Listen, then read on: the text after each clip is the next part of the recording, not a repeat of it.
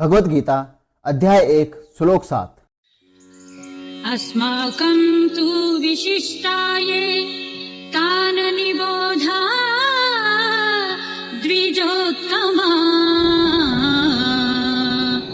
नायकाः मम सैन्यस्य संज्ञार्थं तान ब्रवीमि ते।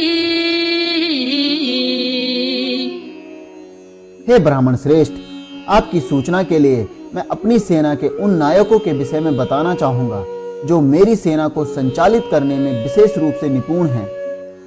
यहाँ इस श्लोक में दुर्योधन का ऐसा भाव प्रतीत होता है कि हमारा पक्ष किसी भी तरह कमजोर नहीं है, परंतु राजनीति के अनुसार शत्रु पक्ष चाहे कितना ही कमजोर क्यों न हो और हमारा पक्ष कितना ही सबल, ऐसी अवस्था में शत्रु पक्ष को कमजोर नहीं समझना चाहिए और अपने में उपेक्षा, उदासीनता आदि की भावना जरा भी नहीं आने देनी चाहिए।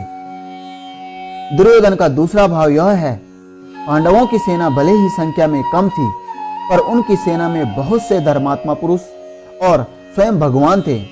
जिस पक्ष में धर्म और भगवान रहते हैं उसका सब पर बड़ा प्रभाव पड़ता है।